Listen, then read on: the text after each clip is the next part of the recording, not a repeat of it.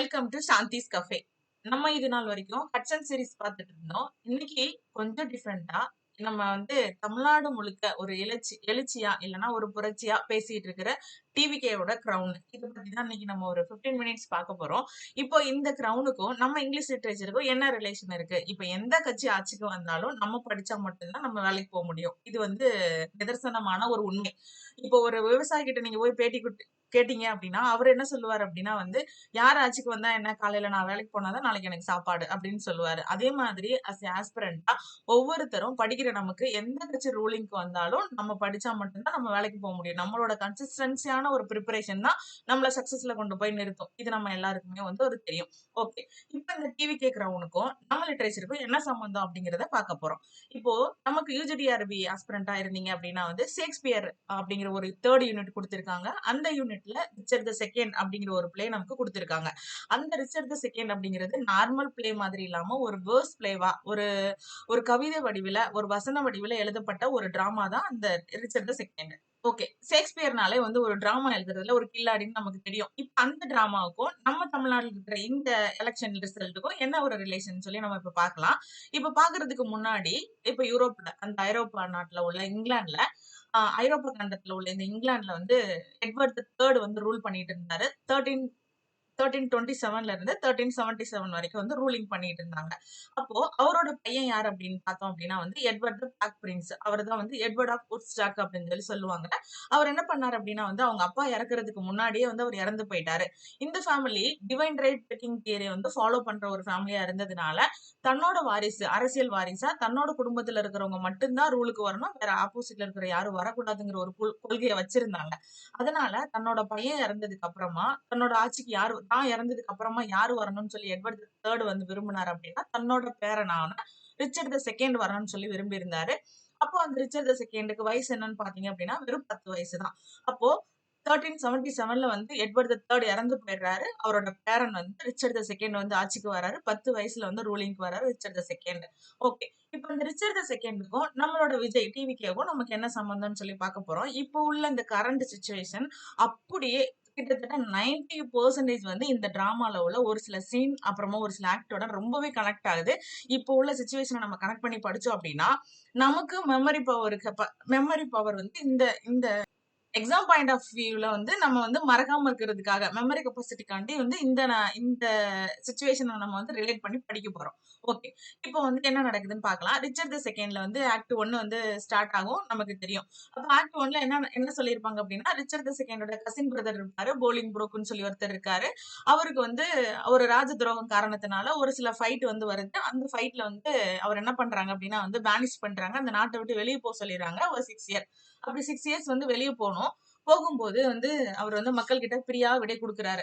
ஃப்ரீயா விடை குடுக்கறத அவரோட இன்னொரு கசின் பிரதர் ஆமல் அப்படின்னு சொல்லி ஒருத்தர் இருக்காரு. அவர் போய் பார்க்க போறாரு.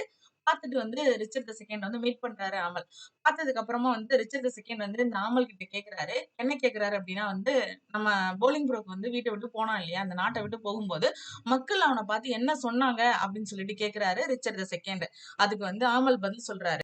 அப்ப இந்த போலிங் ப்ரோக் போனதுக்கு அப்புறமா மக்கள் அவங்கள நல்லபடியா வழி நடத்துறாங்க, நல்லபடியா வழி அனுப்பி வச்சாங்களா இல்லைன்னா அழுறாங்களா, இவர் நாட்டை விட்டு வெளியே போகும்போது அழுறாரான்னு சொல்லி கிங் ரிச்சர்ட் த செகண்ட் ஆமர்கிட்ட கேக்குறாரு. அதுக்கு ஆமர் சொல்றாரு, என்ன சொல்றாரு அப்படின்னா எல்லாருமே ஒரு பூவர் கிராஃப்ட்ஸ்மேன் கூட ஒரு இது இது எந்த ஆக்ட் எந்த சீன்ல இருக்குன்னு பார்த்தோம் அப்படின்னா ஆக்ட் 1 சீன் 4ல இருக்கு.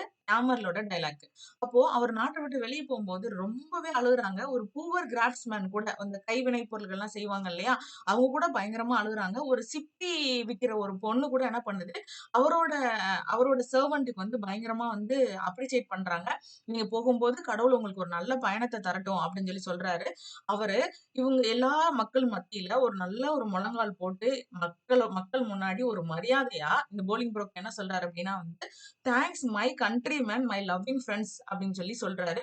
இதை பார்க்கும்போது என்ன செய்யுது அப்படின்னா எதிர்காலத்துல இங்கிலாந்து ஃபுல்லாவே இவருக்கு சொந்தமாயிரும் போல, எனக்கு இந்த குடிமக்கள் எல்லாருமே பயங்கரமா அவனை நம்புறாங்க, இவர் நம்பிக்கையான ஒரு அரசனை உருவெடுத்து வந்துருவாரு போல அப்படின்னு சொல்லிட்டு கிங் கிங் ரிச்சர்ட் செகண்ட் கிட்ட யாரு சொல்றாங்க அப்படின்னா ஆமல் சொல்றாங்க.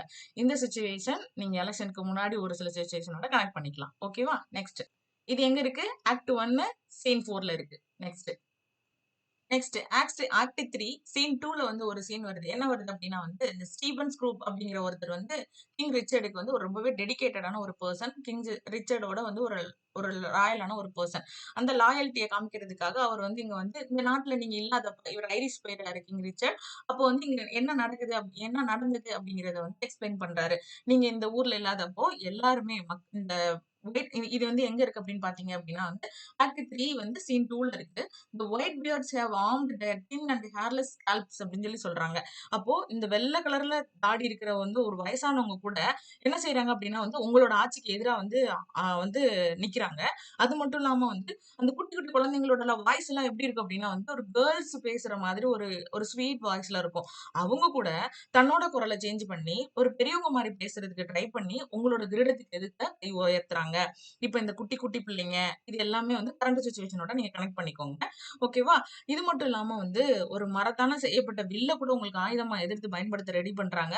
ஆனா, இந்த வீட்ல இருக்கிற பெண்கள் கூட என்ன பண்றாங்க அப்படின்னா, துருப்பிடிச்சிருந்து அந்த ஈட்டி இதெல்லாம் வந்து உங்களோட அரியணைக்கு எதிரா வந்து தூக்கிட்டு நிக்கிறாங்க. இந்த இந்த சமுதாயத்துல யங்கா இருக்கிறவங்க, அப்புறமா வந்து ஓல்டா இருக்கிறவங்க எல்லாருமே வந்து கிளர்ச்சியில ஈடுபட்டுருக்காங்க. இப்ப நான் சொல்றத விட நிலைமை இன்னும் ரொம்ப மோசமா இருக்கு அப்படின்னு சொல்லிட்டு எக்ஸ்பிளைன் பண்றாரு ஸ்டீபன்ஸ் குரூப். இது கூட நம்மளோட கரண்ட் சிச்சுவேஷனோட ஒத்து போகுது. ஓகேவா? இது நமக்கு வந்து மெமரி பாயிண்ட் ஆஃப் வியூல நீங்க கனெக்ட் பண்ணிக்கோங்க. நெக்ஸ்ட் அடுத்து என்ன நடக்குதுன்னு பார்த்தீங்க அப்டின்னா வந்து, ஆக்ட் 4 வந்து ரொம்பவே முக்கியமான ஒரு ஆக்ட்.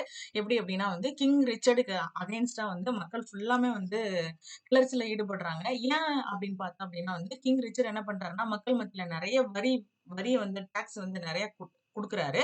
எதுக்காக அவரு அவ்ளோ டாக்ஸ் போடுறாரு அப்டின்னா வந்து, நார்மலா எல்லா கிங் என்ன பண்ணுவாங்க, தன்னோட கிங்டம்க்கு அகைன்ஸ்ட்டா வர்ற எதிர இருந்து வர்ற நாட்டு கூட வந்து அவங்க வந்து சண்டை போட்டு ஃபைட் பண்ணி அப்புறமா அவங்களோட வெல்த் வந்து எடுத்துட்டு வருவாங்க.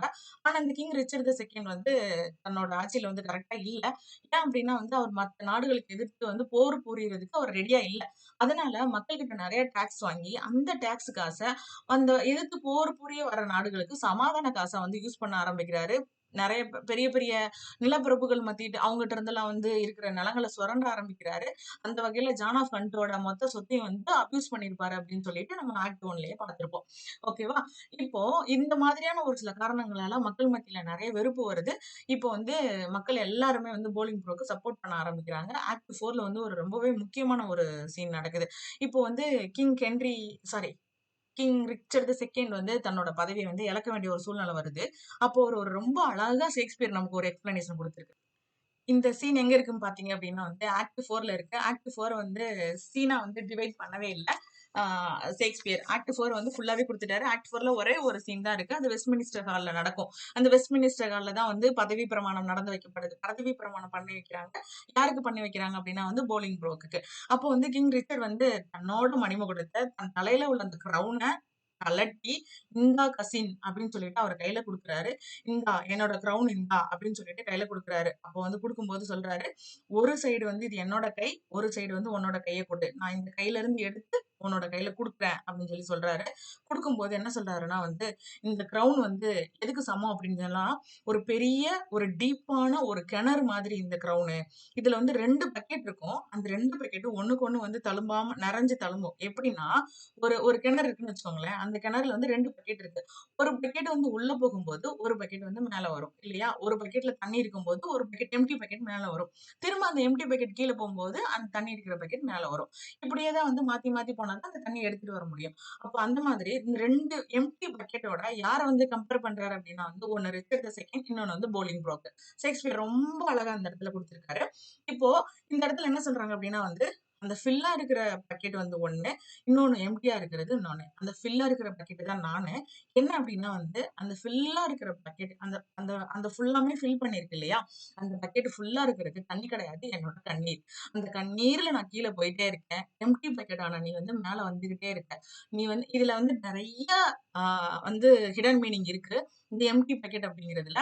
நீ எம்ப்டி பக்கெட் அதாவது ஆ உனக்கு ஒண்ணுமே தெரியாதுங்கிற மாதிரி எடுத்துக்கலாம். இல்லன்னா வந்து உனக்கு வந்து நீ ரொம்ப சந்தோஷத்துல இருக்கிற. அதனால காத்துல மேல பறக்குற அப்படின்னு கூட எடுத்துக்கலாம். இப்போ நான் ரொம்ப கண்ணீரா இருக்கிறதுனால, நான் மனசு பாரமா இருக்கிறதுனால நான் கீழயே போயிட்டு இருக்கேன். என்னோட கிரீஃப் வந்து என்ன விட்டு போகவே இல்ல. ஆனா உன்னோட பக்கெட் வந்து மேல வருது. நீ அந்த பக்கெட்ட எடுத்துக்கோ. நீ ஆட்சி பண்ணு அப்படின்னு சொல்லிட்டு குடுக்குறாரு. அப்போ வந்து போலிங் ப்ரோக் வந்து, இல்ல நீ வந்து சந்தோஷமாலாம் ஆட்சிய குடுக்குறன்னு நெனச்சேன். நீ இவ்ளோ வருத்தத்தோடயா குடுக்குற? அப்படின்னு சொல்லிட்டு போலிங் ப்ரோ கேட்கறாரு. ஆமா, ஆமா. என்னோட கிரவுன் நான் உன்ட்ட குடுத்துட்டேன். ஆனா நான் என்னோட சோகத்த நான் வந்து எனக்குள்ள வச்சிருக்கேன். அது எப்பவுமே என்னோடது தான். அதுக்கு மட்டும் தான் நான் இப்போ கிங்கா இருக்கேன். அந்த என்னோட சோகத்துக்கு மட்டும் தான் கிங்கா இருக்கேன்னு சொல்லிட்டு ரொம்பவே அழுகுறாரு. ஷேக்ஸ்பியர் இந்த இடத்துல ஒருத்தவங்களோட எக்ஸாக்ட்டான ரொம்ப ரொம்ப அழகா சொல்லியிருக்காங்க. ஷேக்ஸ்பியர் இந்த இடத்துல ஒருத்தவங்க ரொம்ப சந்தோஷமாவும், ஒருத்தவங்க ரொம்ப வலியோட இருக்கிறதாக. இப்ப இந்த செக்மெண்ட்ல நம்ம கரண்ட் சிச்சுவேஷனோட கம்பேர் பண்ணி நம்ம ஞாபகம் வச்சுக்க வேண்டியது ஒண்ணே ஒண்ணுதான். இந்த ரிச்சர்ட் செகண்டோட கிரவுன் எந்த சீன்ல, எந்த ஆக்ட்ல போகுது. இது மட்டும் தான் நம்ம எக்ஸாம் பாயிண்ட் ஆஃப் வியூல மனப்பாடம் பண்ணி வச்சுக்கணும். இத தவிர்த்து இதுக்கோட பேக்கிரவுண்ட் இதெல்லாம் வந்து நமக்கு மனப்பாடம் பண்றதுக்காக ஒரு சக்தியா நம்ம பயன்படுத்திக்கணுமே தவிர, அப்புறம் எதுக்காண்டி இதெல்லாம் கனெக்ட் பண்ணணும்ங்கிறத வந்து நம்ம மறந்துடக்கூடாது. ஓகேவா? இதுல டோட்டலா வந்து நமக்கு 5 ஆக்ட் குடுத்திருக்காரு ஷேக்ஸ்பியர். 5 ஆக்ட்ல மொத்தமா வந்து 19 சீன்ஸ் வருது. டோட்டலா வந்து ஒவ்வொரு ஆக்ட், ஒவ்வொரு சீனும் வந்து ரொம்ப ரசிச்சு, ரசிச்சு எழுதியிருக்கிறாரு. அந்த காலத்துல உள்ள ஒரு ஒரு கிங்டம் வந்து எப்படி ரூல் பண்ணுச்சு அப்படின்னு சொல்லிட்டு. இந்த கிங் ரிச்சர்ட் தி செகண்ட் வந்து ஒரு ஏஜோட வந்து ஆ பார்த்தோம் நம்ம. எந்த ஏஜ்ல வந்து இருப்பாரு அப்படின்னு சொல்லி பார்த்தோம்னா, 10 இயர் ஓல்டு தான் வந்து ரூலிங் பண்ணியிருப்பாரு. லாஸ்ட் கிங் ஆஃப் டான்ஜென்ட் அப்படிங்கிற ஒரு அந்த அந்த அந்த குடும்பத்த சேர்ந்ததுலயே ஒரு லாஸ்ட் கிங் அப்படிங்கிறத நம்ம படிச்சிருப்போம். ஓகே.